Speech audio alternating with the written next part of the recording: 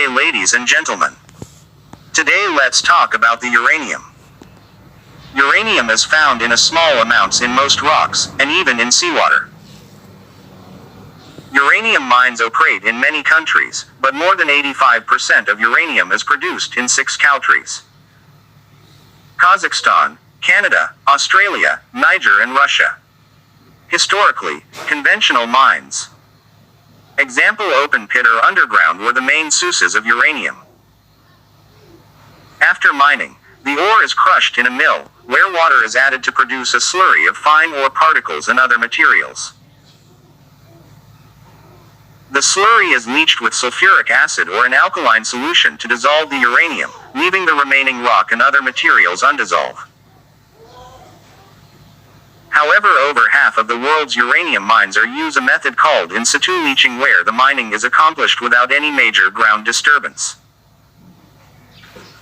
Water injected with oxygen or an alkali, acid or other oxidizing solution is circulated through the uranium ore, extracting the uranium. The uranium solution is then pumped to the surface.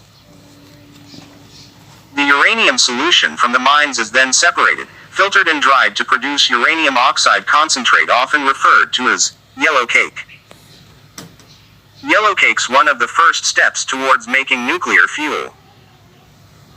The vast majority of nuclear power reached use the isotope uranium-235 as a fuel, however. It only makes up 0.7% of the natural uranium mined and must therefore be increased through a process called enrichment.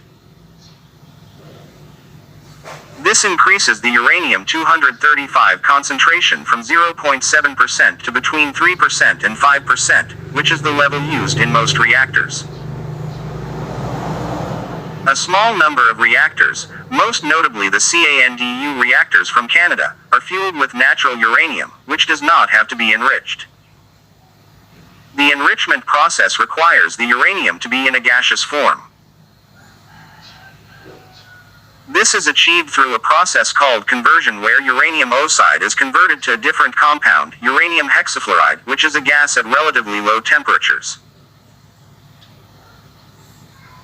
The uranium hexafluoride is fed into centrifuges, with thousands of rapidly spinning vertical tubes that separate uranium-235 from the slightly heavier uranium-238 isotope. The centrifuges separate the uranium into 2 streams. One stream is enriched in uranium-235, the other consists of tails, containing a lower concentration of uranium-235, and known as depleted uranium-2.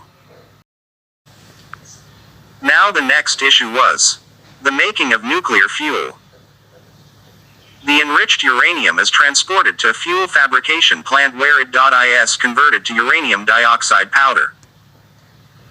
This powder is then pressed to form small fuel pellets and heated to make a hard ceramic material.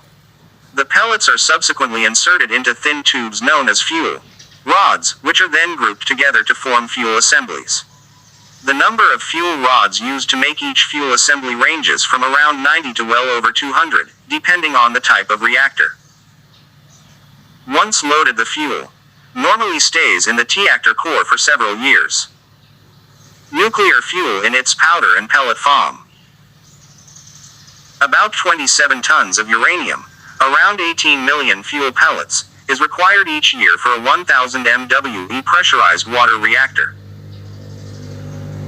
In contrast, a coal power station of equivalent size requires more than 2.5 million tons of coal to produce as much electricity. That's all, guys, for uranium history.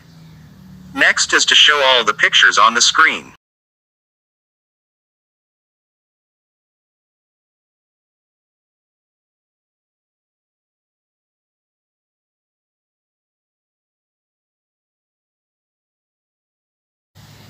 We have now an idea or knowledge about uranium, where it came from, a nuclear fuel from uranium, and to run a power plant.